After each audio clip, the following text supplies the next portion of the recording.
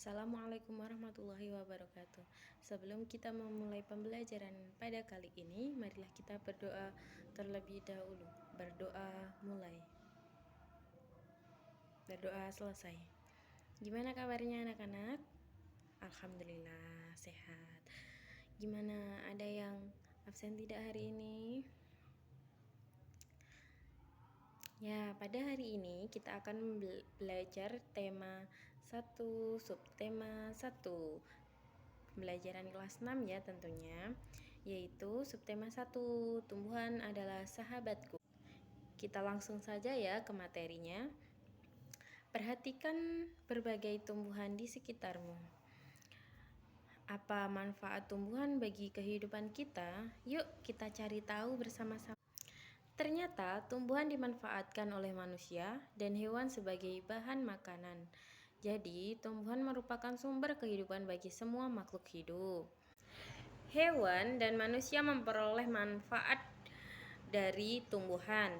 Manfaat tumbuhan bagi manusia antara lain yaitu 1. Sebagai sumber energi bagi manusia, 2. Sebagai sumber vitamin untuk menjaga kesehatan tubuh, yang ketiga sumber oksigen untuk bernapas, yang keempat sebagai pengikat air dalam tanah, yang kelima yaitu sebagai peneduh dan memperindah kehidupan di bumi. Setelah mengetahui manfaat tumbuhan bagi kehidupan, Edo ingin belajar lebih jauh mengenai perkembangan tumbuhan. Cermati kisah Edo berikut ini. Cermati ya anak-anak, liburan sekolah telah tiba. Edo mengunjungi pamannya di desa. Dia seorang petani jagung. Edo datang ke rumah pamannya tidak untuk berlibur saja, tetapi Edo juga ingin belajar. Ibu guru memberikan tugas selama liburan. Ibu guru ingin melihat anak-anak memberikan laporan tentang satu hal yang menarik dan bermanfaat yang dilihatnya selama liburan. Edo ingin mengetahui tentang tanaman jagung, terutama tentang perkembangbiakan. Bagaimana sih caranya jagung berkembang biak? Jadi bisa kita lihat ya, saat orang-orang menanam jagung atau di video-video orang menanam jagung, itu jagung berkembang biak dimulai dari bijinya atau biji jagung. Seorang petani jagung memulai pembiakan tanamannya dengan menanam biji jagung. Setelah 3-4 hari tanaman akan muncul di permukaan tanah. Tanaman jagung akan terus tumbuh menjadi besar. 3 hingga 4,5 bulan, buah jagung dapat dipanen oleh petani. Buah jagung yang berbentuk seperti tongkol dan mulanya berupa sekuntum bunga. Bunga jagung memiliki helai-helai rambut halus pada bagian ujungnya. Pada helai rambut tersebut terdapat tepung sari. Tepung sari akan terbang terbawa angin ketika angin tertiup. Tepung sari akan terbawa angin, sebagian akan jatuh di kepala putik yang terletak di bagian bawah bunga pada pohon jagung yang lain. Ketika itulah terjadi pembuahan pada tanaman jagung. Setelah terjadi pembuahan, bunga jagung tersebut terus berkembang hingga menjadi buah jagung. Perkembangan itulah yang dapat diamati dari waktu ke waktu. Buah jagung akan siap dipanen ketika rambut jagung sudah berwarna kecoklatan dan bagian tongkolnya sudah mengering. Apabila buah jagung tersebut dikupas, akan memperlihatkan biji jagung yang warnanya itu kekuningan. Tulislah ide pokok dan informasi penting dari teks berjudul Bagaimana Jagung Berkembang Biak yang tadi kita sudah baca dengan mengisi diagram Venn-nya ya anak-anak. Nah, mari kita isi paragraf satunya, yaitu jagung adalah salah satu makanan pokok di Indonesia. Paragraf 2 yaitu menceritakan tentang bagaimana perkembangbiakan jagung dengan biji. Paragraf ketiga yaitu menjelaskan tentang bunga jagung. Paragraf 4 yaitu menjelaskan tentang perkembangan bunga jagung sampai menjadi jagung. Dan paragraf yang terakhir yaitu pemanfaatan jagung untuk manusia dan petani.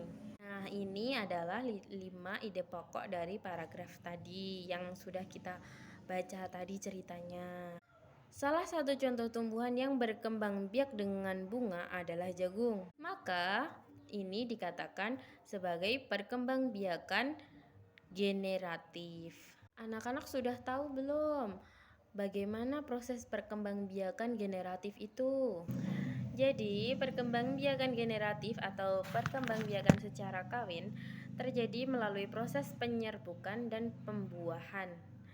Perkembangbiakan generatif pada tumbuhan diawali dengan penyerbukan, yaitu melekatnya atau jatuhnya serbuk sari ke kepala.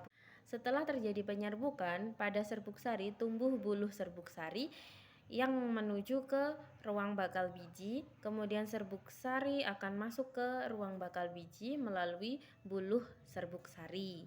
Di dalam ruang bakal biji terjadi pembuahan, yaitu peleburan serbuk sari atau sel kelamin jantan atau spermatozoid dengan kepala putik atau sel betina atau sel telur. Hasil dari pembuahan itu dinamakan zigot. Zigot berkembang menjadi lembaga, lembaga berkembang menjadi bakal biji berkembang menjadi biji dan bakal buah. Kemudian bakal buah berkembang menjadi daging buah. Lembaga yang berada di dalam biji merupakan calon tumbuhan baru. Tumbuhan yang berkembang biak secara generatif antara lain yaitu padi, mangga, durian, dan jambu, dan masih banyak lagi. Malaysia, Laos, dan Indonesia hidup berdampingan. Meskipun berbeda negara, namun ketiganya memiliki persamaan dalam kehidupan sosial dan budaya. Masih banyak negara lainnya yang memiliki kesamaan. Oleh sebab itu, mereka menggabungkan diri dalam suatu organisasi yang bernama ASEAN, yaitu Persatuan Negara-Negara se-Asia Tenggara. ASEAN harus dapat memberikan manfaat bagi semua anggotanya. Untuk itu, berbagai kerjasama dikembangkan untuk memajukan kesejahteraan semua anggotanya. Kerjasama di bidang ekonomi, sosial, budaya, serta politik dikembangkan demi kemajuan semua anggota. Manfaat yang dirasakan oleh anggota-anggota ASEAN yaitu membuat semakin banyak negara yang kemudian bergabung dengan organisasi ini. Masyarakat-masyarakat di negara ASEAN memiliki kehidupan sosial budaya yang unik dari berbagai negara mereka. Yang pertama adalah Brunei Darussalam. Kampung Anyer adalah desa terapung di Brunei Darussalam. Tahun 1400, Kampung Anyer sempat menjadi pusat pemerintahan. Saat ini, banyak penduduknya yang memiliki perahu pribadi dan disimpan di bawah rumah apung mereka. Budaya Brunei banyak dipengaruhi oleh ajaran Islam. Mayoritas penduduknya adalah orang Melayu. Kata Brunei berasal dari kata-kata nah baru yang diucapkan oleh Awang Ala Betatar, penemu negara ini. Kata Darussalam berarti tempat yang damai atau rumah keamanan. Dalam percakapan, menunjukkan dengan jari telunjuk dianggap kasar. Secara tradisional, orang Brunei tidak berjabat tangan dengan lawan jenis. Melepaskan sepatu adalah kebiasaan umum orang Brunei sebelum memasuki rumah orang lain atau saat bertamu.